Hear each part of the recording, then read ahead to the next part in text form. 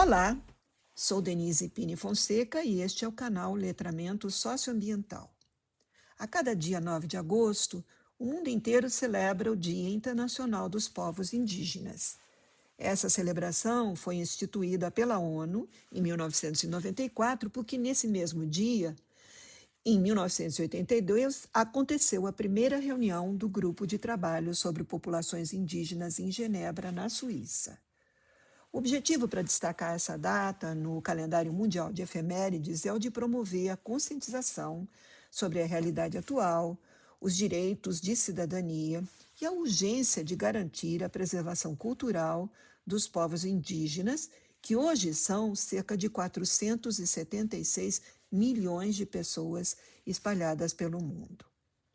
No Brasil, quando nós falamos de populações indígenas, a imagem que vem à nossa mente é a de comunidades que vivem em aldeias localizadas na região amazônica. Mas a realidade atual dessa população é bem diferente. O Censo Demográfico de 2022 registrou quase 1.700.000 pessoas que hoje se autodeclaram indígenas no Brasil. São 391 etnias que sobrevivem por aqui. 44% desses indígenas vivem na região norte e 31% no nordeste do país. Os demais, que correspondem a 1/4 dessa população, estão espalhados Brasil afora, no sul, sudeste e no centro-oeste. O dado mais importante do censo de 2022 a respeito da população indígena brasileira é que 63% dela vive fora das terras indígenas demarcadas. E quase 54% dos indígenas brasileiros vivem hoje em áreas urbanas. Estes dados apontam para as duas frentes mais importantes das disputas do movimento indígena no Brasil hoje: a retomada do território e a retomada da identidade. Na retomada do território, as comunidades indígenas voltam a ocupar áreas tradicionais que muitas vezes estão sob posse ilegal de fazendeiros ou madeireiros ou que sofrem com a paralisação dos processos de demarcação pelo Estado. Já na retomada da identidade, a disputa se dá pela autodeclaração indígena e pelo resgate cultural da sua pertença e ancestralidade. Esse movimento é liderado principalmente por jovens indígenas, muitas vezes urbanos ou periféricos, que tiveram as suas origens silenciadas ou apagadas. A nossa conversa de hoje tem foco na retomada da identidade, e quem vai nos falar sobre isso, a partir da sua própria vivência de apagamento e experiência de autodescoberta etnocultural, é um jovem indígena da comunidade Tembé, do norte do Pará. Para falar sobre a retomada da identidade, o nosso convidado de hoje publicou o artigo Entre Apagamento e Pertença, Indígenas Urbanos e a Disputa por Reconhecimento, no dossiê Territórios do Bem Viver, da revista Letramento Socioambiental. Thalisson Bruno Campos Correia é engenheiro florestal, formado pela Universidade Federal Rural da Amazônia e recentemente concluiu o mestrado em Ciências da Educação. Ele atua como gerente do The Climate Reality Project Brasil, além de ser o coordenador executivo da Coalizão Brasileira pela Educação Climática. Thalisson, seja super bem-vindo. É um privilégio recebê-lo aqui no canal Letramento Socioambiental para conversar com a gente sobre o que significa para a juventude indígena que cresceu e vive em contextos urbanos essa retomada e o quanto isso significa, ao mesmo tempo, libertação, autoentendimento e incidência política. Denise, primeiro eu queria agradecer pelo convite. É uma alegria participar desse podcast e poder conversar sobre um tema que é muito importante para mim. Esse artigo ele nasceu da minha própria trajetória mas também de conversas com outros indígenas em contexto urbano. Então, obrigado por abrir esse espaço para esse diálogo. Bom, Thalisson, eu vou começar essa nossa conversa com uma pergunta simples para te dar a oportunidade de apresentar para os nossos ouvintes os conceitos de pertencimento e apagamento. Além disso, quem sabe você também possa explicar a dimensão social, política e simbólica da retomada da identidade. Você começou seu artigo com uma pergunta que os indígenas em contexto urbano ouvem muitas vezes. Você é indígena mesmo? O que essa pergunta revela para você sobre a forma como a sociedade brasileira ainda compreende a identidade indígena e por que você escolheu justo essa pergunta como ponto de partida para a sua reflexão? Conta isso para a gente, por favor. Bom, eu gosto muito dessa pergunta porque ela vai direto ao ponto. Eu começo o artigo perguntando: você é indígena mesmo? Porque essa é uma pergunta que muitos indígenas urbanos escutam ao longo da vida. À primeira vista, ela parece uma curiosidade inocente, mas na verdade ela revela uma ideia muito limitada do que a sociedade brasileira ainda entende por identidade indígena. Existe um imaginário muito forte de que o indígena verdadeiro é aquele que vive em uma aldeia, né, que usa determinados acessórios, que fala uma língua indígena e está distante das cidades. Então, quando alguém encontra um indígena na universidade, no mercado de trabalho, no aeroporto ou em um restaurante, muitas vezes acontece um estranhamento. É como se aquela pessoa não correspondesse à imagem que foi construída ao longo da nossa história. Só que a realidade é outra.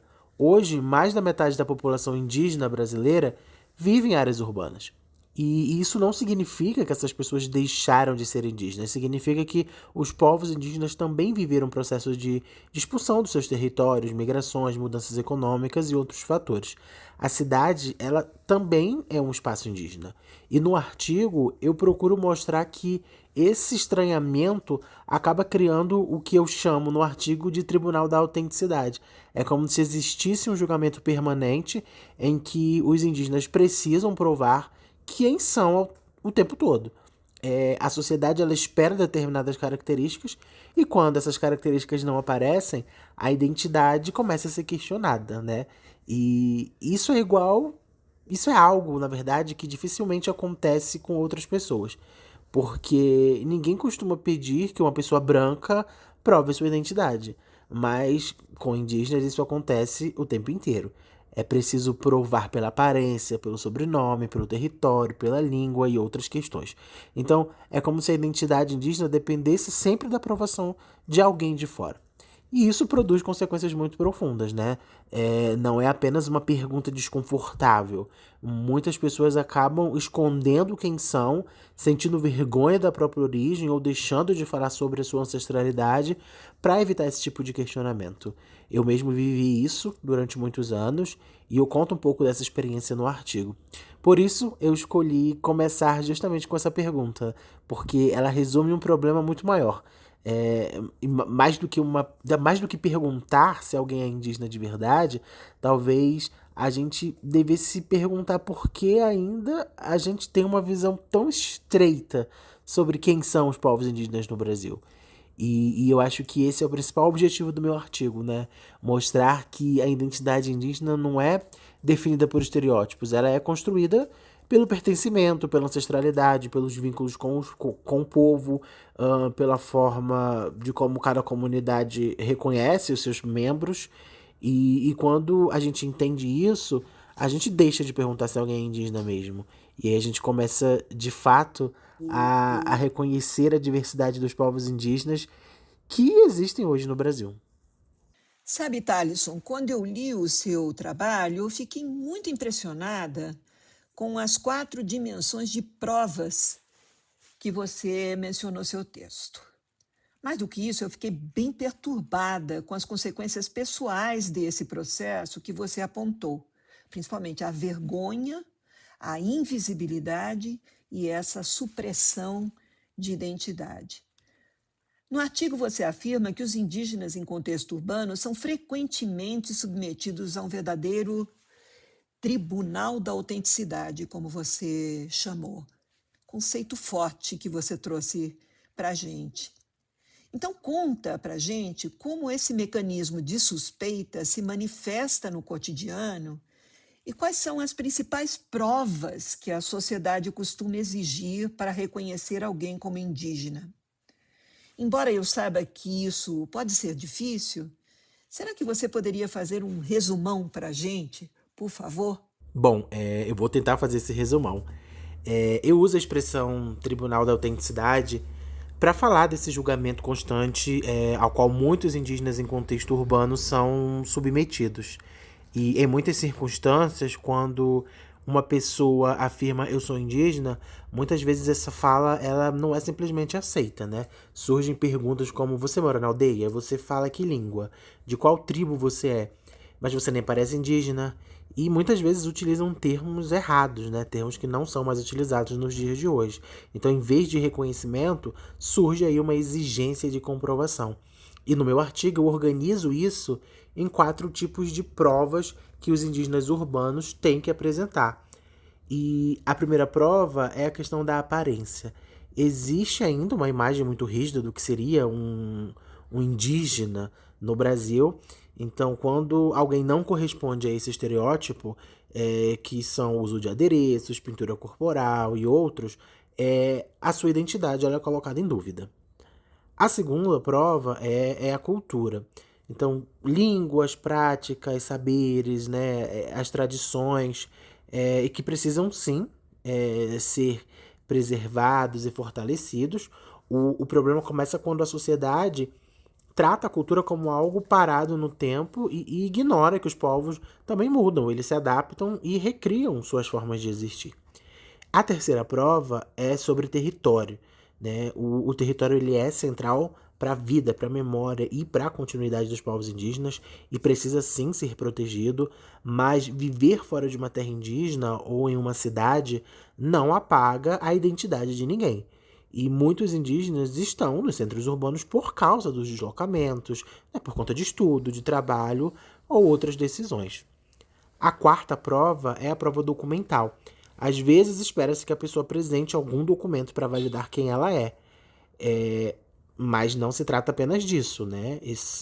Essa prova ela envolve ancestralidade, pertencimento e também reconhecimento.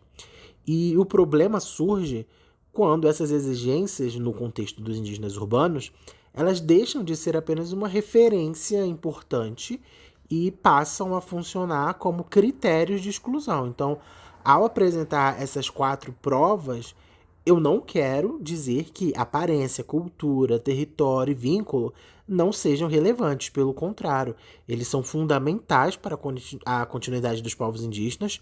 O que eu questiono é o uso desses elementos para produzir suspeita, vergonha, silêncio e invisibilidade em pessoas com uma trajetória que já é marcada por deslocamentos, por apagamentos e por rupturas. Então, é isso que o Tribunal da Autenticidade faz, né? Ele transforma a identidade em suspeita e obriga muitos indígenas urbanos a explicar e a provar e a defender sua continuidade. Uma das coisas que mais me chamaram a atenção foi a sua capacidade de mobilizar ideias como vergonha aprendida para falar de violência simbólica ou retomada da ancestralidade como um mecanismo de reconstrução de vínculos, memória e pertencimento. Em um dos momentos mais marcantes do artigo, você compartilha suas experiências pessoais de ter sido chamado muitas vezes de japa desde a infância e de que, por muito tempo, teve que esconder a sua identidade indígena como uma forma de proteção. Você conseguiria compartilhar com os nossos ouvintes como essa trajetória de vergonha aprendida se transformou em um processo de retomada da ancestralidade e de afirmação pública da sua identidade? Creio que esse testemunho pode ser muito importante para promover um despertar de consciência sobre como esses mecanismos silenciosos de reprodução do racismo se dão no cotidiano? Então, Denise, muito obrigada por essa pergunta. É super importante falar sobre isso. E esse processo, para mim, foi gradual. Durante muito tempo, eu sentia algo dentro de mim me chamando para me reconectar com a minha ancestralidade, mas eu ainda não sabia como fazer isso. Desde criança, eu era chamado de japa e eu aceitava. Aceitava porque eu queria ser incluído, eu queria pertencer, eu não queria ser alvo de piada, de chacota, de preconceito. Por isso eu falo em vergonha aprendida, porque eu não nasci com vergonha de ser indígena. Essa vergonha, ela foi sendo ensinada pelo modo como a sociedade tratava a identidade indígena. E a busca mais consciente por essa retomada, para mim, começou, curiosamente, quando eu fui morar no Canadá. Quando eu cheguei no Canadá, eu vi que os povos indígenas eles ocupavam um lugar muito mais visível na sociedade. Eu via o reconhecimento dos territórios tradicionais, a presença de indígenas nas universidades, nas instituições públicas, nos eventos, nos discursos. Então, tinham políticas públicas, né, de proteção, então tinha um esforço do governo, ainda que incompleto, mas havia esse esforço de reconhecer as violências que foram cometidas pelo Estado. Então, ver isso me ajudou a olhar para mim de outra forma. Então, pela primeira vez, eu percebi com mais clareza que ser indígena não precisava ser motivo de vergonha, poderia ser motivo de orgulho, respeito e de pertencimento. É claro que eu não quero idealizar aqui o Canadá. Os povos indígenas de lá ainda enfrentam consequências muito graves do processo de colonização, né, como desigualdade, racismo. Então, o Canadá não é o modelo perfeito, mas a visibilidade e o reconhecimento que eu encontrei lá produziram algo muito importante dentro de mim. Eu precisei sair do meu país, eu precisei me afastar da minha própria cultura para compreender que não precisava continuar me escondendo.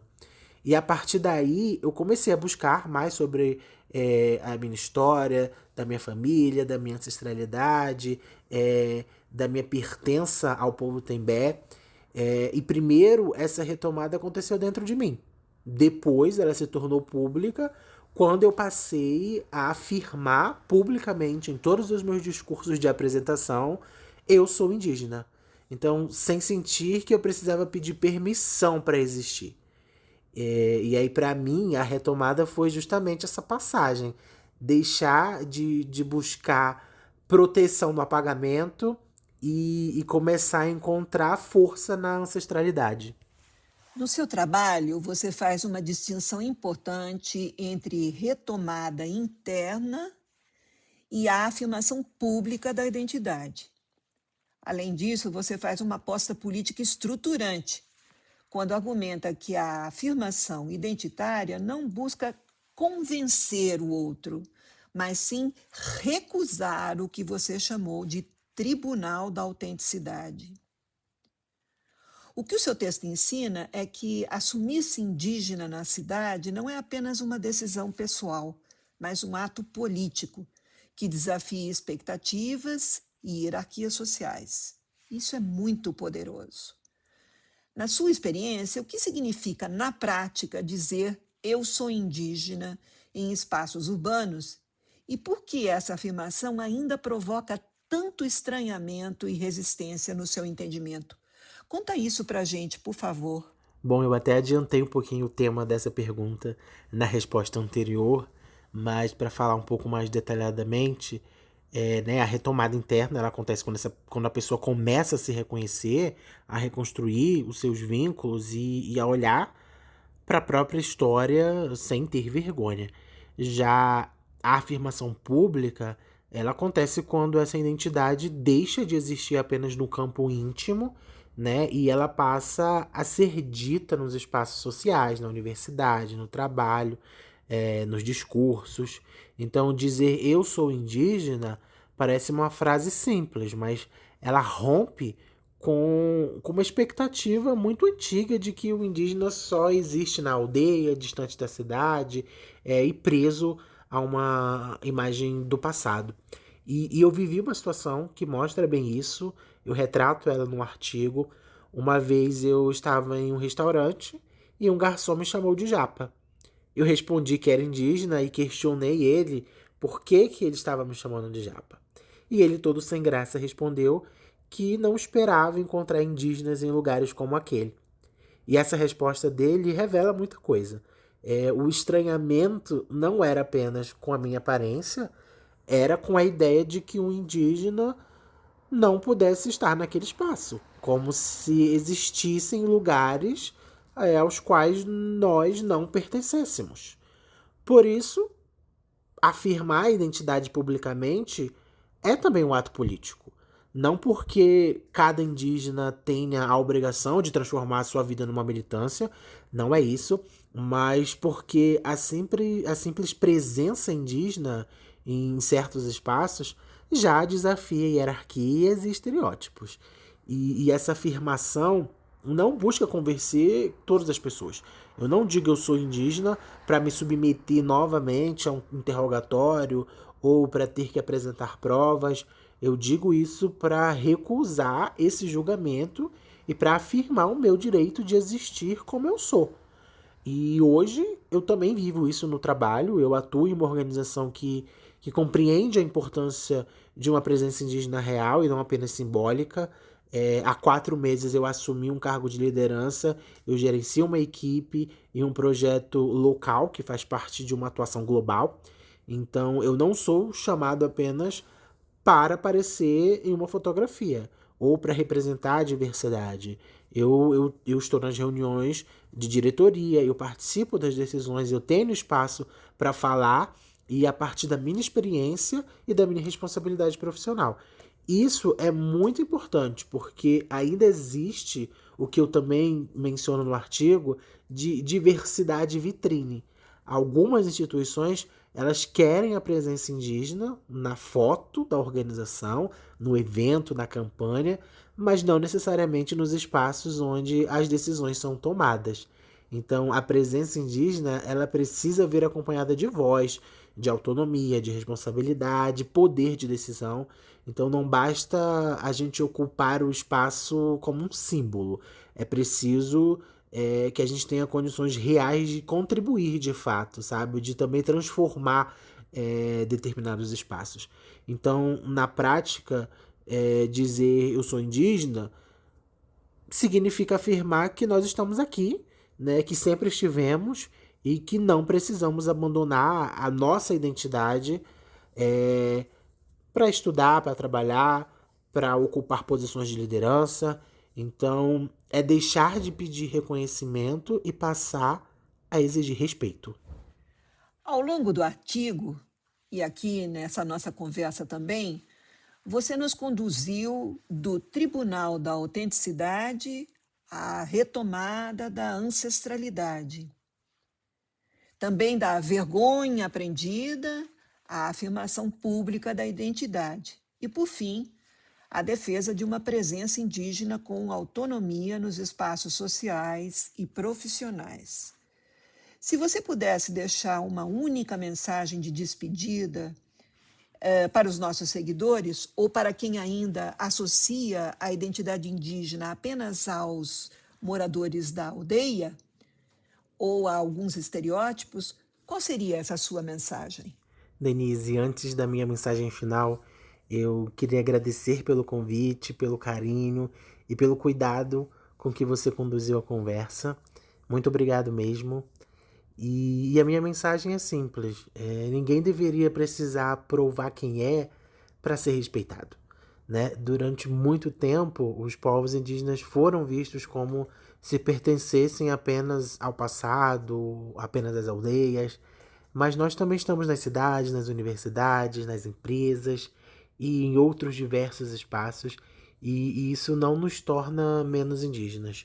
Eu espero que depois dessa conversa as pessoas parem de perguntar se alguém é indígena de verdade e comecem a perguntar por que ainda a gente carrega uma ideia tão limitada sobre os povos indígenas.